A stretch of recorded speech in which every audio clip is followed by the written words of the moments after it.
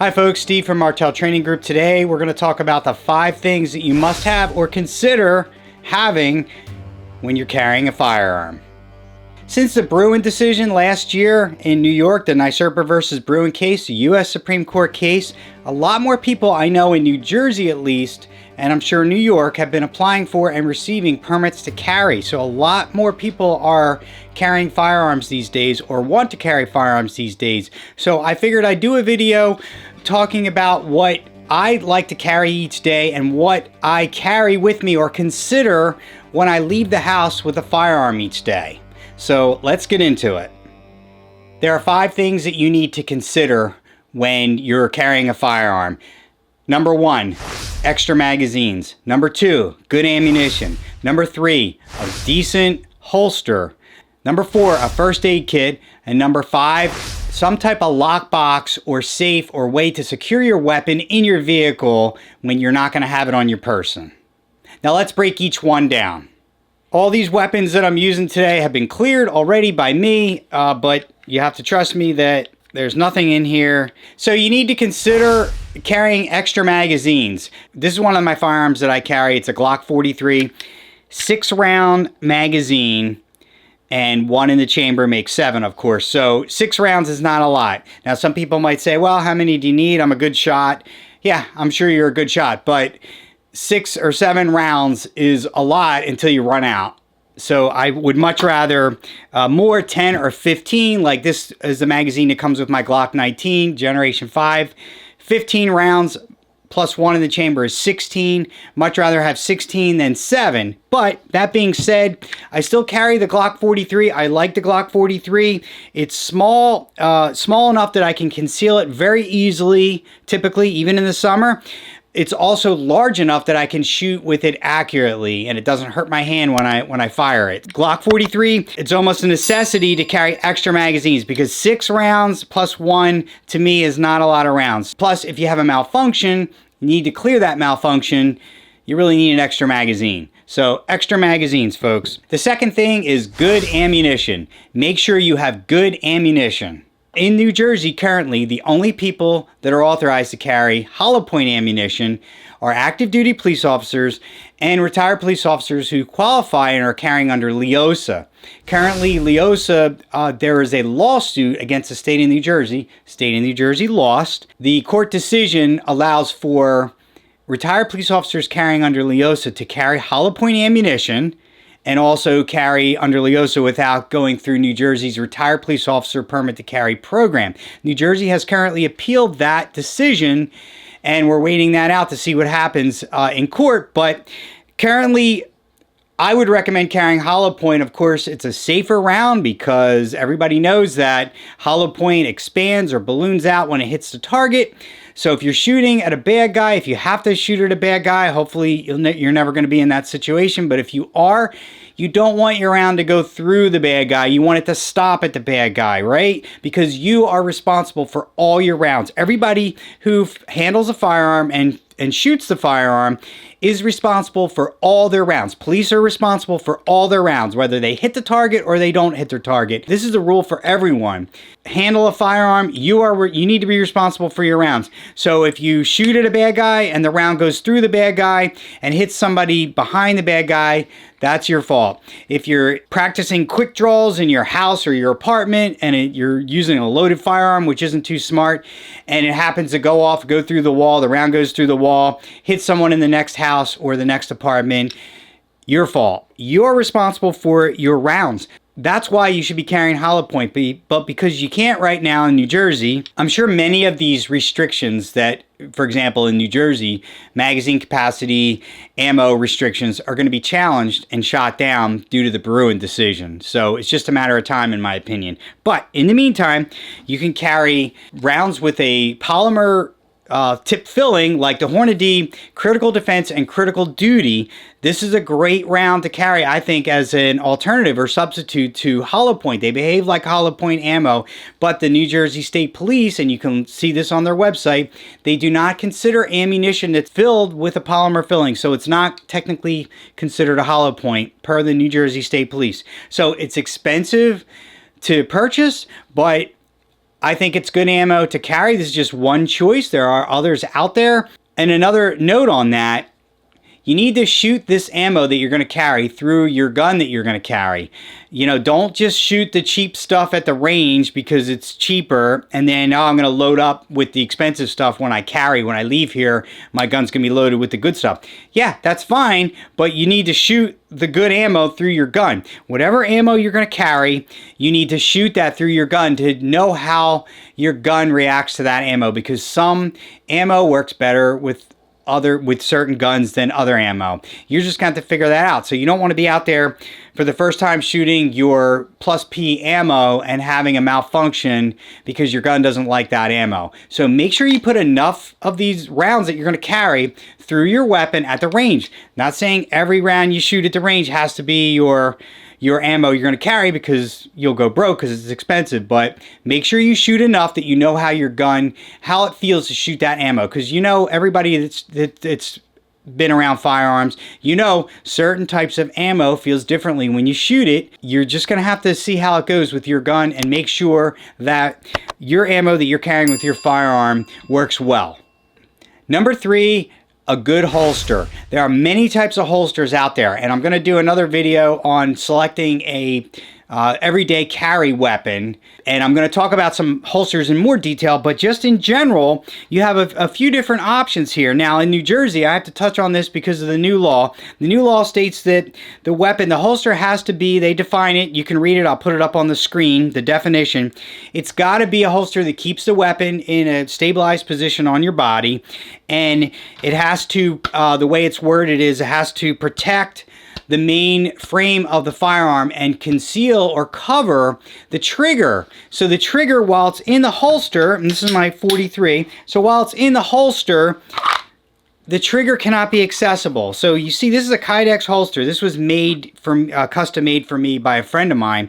So there's my badge number there. This meets that definition because it covers it protects the main frame of the firearm. The trigger, the trigger guard, the whole trigger assembly area is not accessible while it's seated fully in the holster. And I have to just make a note on this. You know, these firearms need to be in holsters. Even if you have a smaller subcompact or a mini, don't fall into that trap of, oh, I can put this in my pocket, because I've heard, oh, I'm going to buy this, you know, mini gun and I could slip it right in my pocket. Bad idea. Okay, they need to go in a holster. That's what they're made for. They're not, you put it in start putting it in your pocket, you're going to get the trigger caught on keys or coins or whatever's in your pocket. The firearms need to be in the holster. This is one type of holster. There's all different types of levels, starting at level 1 all the way to level 4, where, you know, level 3 or 4 it's basically how many movements you have to perform with that holster to get that weapon out. So this would be considered by some a level 1, because really it's just friction that's holding this in there. Does a pretty good job of holding the firearm in. Some of them even have a tension screw on here where you could make it a little tighter. If you turn it upside down and your firearm falls out, you can tighten that up and make the friction a little tighter or increase the friction. I'll get into this more when I talk about an everyday carry firearm, but basically I like this type of holster because I can pull the firearm out quickly.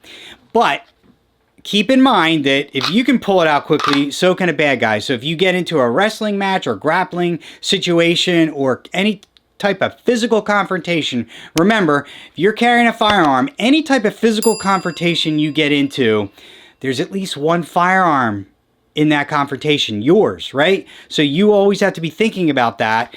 You know, do I want to really get into a wrestling match with this guy? I'm carrying a gun. You got to be thinking about that. I know it sounds like common sense, but keep in mind that if you haven't had any training on weapon retention or any kind of wrestling or grappling while concealed carrying, you need to keep in mind that somebody knows you're carrying a gun and they're fighting with you, they're going to be trying to get this out and they're going to be able to pull it out very quickly. So, but I like this type of holster. Now, this is a Black Hawk holster. There's many different types of holsters. level 2 holster where you actually have to depress this button in order to get the firearm out. So you might say this is level 2 because there's 2 actions. 1, you have to push the button.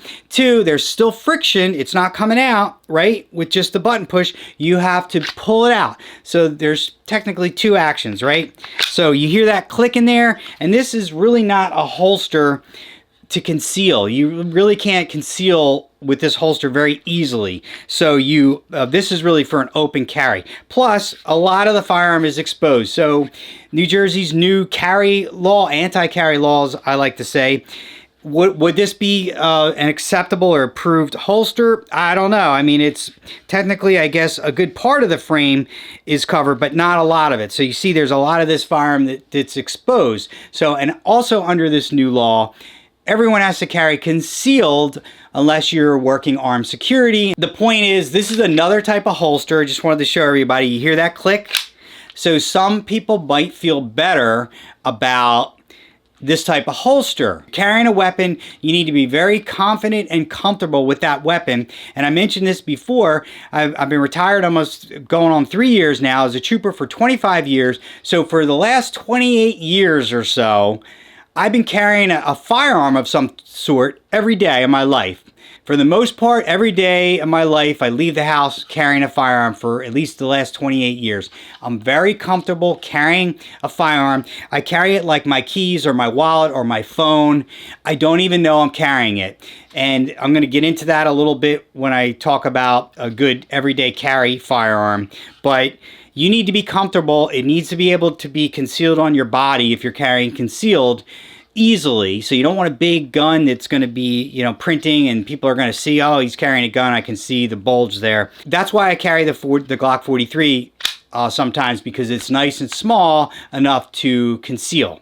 So other holsters, these are Kydex. This is a Kydex holster and these are all in the waistband holsters, maybe for an appendix carry. This holster here will actually allow for the light. So if you get a light, some people like lights. I have lights for my Glock 43 and my Glock 19. So if there's a light on this firearm mounted on the rail here, it will still fit in this Kydex holster. So very good holster. Blackhawk, like I said, there are many different types of holsters. I just wanted to show everybody, this is an ankle holster. It's Velcro. Not great. I used to carry one of these when I was a road trooper as a backup because we were very limited at the time on what we could carry as a backup weapon. So I carried a Smith & Wesson 640 revolver, 5-shot. And the way it was explained to me was it's going to be your last ditch effort when your primary weapon fails for whatever reason. And a revolver is very reliable. So not a huge fan of revolvers, but I used to carry it on the road. Now the troopers have many different options for backup or off-duty weapons. We didn't have a lot when I first got on the state police years ago, but now they do. So this is just, not saying I've never carried off-duty on my ankle. I have, but this is if you've ever tried to get your weapon out from your ankle, tense situation where you think you might need it, it's kind of awkward, especially if you're wearing tighter pants. Something to keep in mind, and this might be your only choice to carry on your ankle, so you might have the choice of carrying on your ankle or not carrying at all. And then in that case, I'd say carry on your ankle, but in general, it's a little awkward to get this weapon out, and it's kind of obvious what you're doing when you're actually doing it, so it's just something to keep in mind. The old pancake leather holster with a thumb strap here. You know, these look nice when they're shined up, when they're new, but leather has its own issues and you need to maintain it because it does wear and there's sewing here. So my whole point with the holsters is I think you need to buy a bunch of different ones and try them out with your weapon and how it feels on your body. But don't skimp. There's a lot of different holsters out there that are decent holsters, and you just have to try them out. And some of them will have an extra spot for an extra magazine on the actual holster itself. That might be an option to look into. I would say try them out. Everybody's body type is different depending on what firearm you're carrying. You need to try them out and see what works best for you, but don't skimp on the holster. It's got to be a decent holster. Number 4, first aid kit. Everybody should be carrying some type of first aid kit. Now, this is a everyday carry kit by MyMedic, and it has a lot of nice things in it already. You can buy it. I'll put a link in the description to a lot of this stuff that I'm talking about. You can go to Amazon. You can go to MyMedic. I'm an affiliate for both. Don't have to buy a first aid kit that's pre-made. You can make your own. You can go to Home Depot and you can buy a tool bag and make your own kit. But I would recommend that you're carrying a gun, you need to at least carry some type of a tourniquet, and you also need to carry some type of bandages to stop bleeding. Say a quick clot is a great invention. It's a great chemical that increases clotting factor. You need to have a first aid kit, small kit, large kit. Maybe I have several different kits. I've done a video on first aid kit reviews. Please see that. I'll put a link in the description to that video. MyMedic has, I like their stuff. They have a lot of pre-made kits that are awesome. You can also buy the bags or the kits, the empty kits, and make your own with their bags. Or you, like I said, you can go to Home Depot and buy a small tool bag, keep that in your car. Something small like this is nice to carry on your person if you're going, or to put in a go bag, for example. I have a go bag that I use. I have extra magazines in there. I have a couple different first aid kits, small ones like this. I have a couple extra bandages, pressure bandages, quick clot, airways, and a knife or two. Always good to have a go bag that you can throw in your car. You're obviously not going to carry a go bag with you when you go food shopping. Some people might, but it's kind of a little silly looking, I think. Not a bad thing to have in your car, or in your vehicle, or at your door ready to leave when you're leaving your house. You're carrying a gun. You have to think about what happens if you have to use the gun. If somebody gets shot, if you get shot, you should have a first aid kit of some sort on you, on your person, or in your vehicle. Last but not least, you need some type of a lockbox for your vehicle. If you don't have a safe or any kind of way to secure your firearm. In New Jersey, this new law, this anti-carry law, as I like to call it, that was just passed in December, you can't leave a loaded firearm, and not that you would want to do this anyway, you can't leave your loaded firearm in your vehicle. If you wander into one of these sensitive areas, or an area that you can't carry a firearm, you need to secure it in your vehicle. You need to unload it and have the ammo separate from the firearm. It needs to be locked in a traditional, if you have a traditional trunk, you can lock it in the trunk. If you don't, if you drive an SUV like I do, you need some way to secure it. Now, this is a Hornady TriPoint lockbox, and as you can see, it's a good size. You can fit your firearm in here, your magazines. Some of them, this is about $50 at the time of the recording. I'll put a link in the description. You can get it on Amazon. About $50 investment. You can get them. Some boxes come with the biometric or a combination lock. They're more money. This also comes with a 3-foot cable, steel cable. Secure it to your vehicle, the frame of your seat. You can secure it underneath your seat. And in the new law in New Jersey is that you have to secure an unloaded weapon, and it cannot be in plain sight. So that's a good alternative. Now, I have a center console. You can get an aftermarket safe for your center console.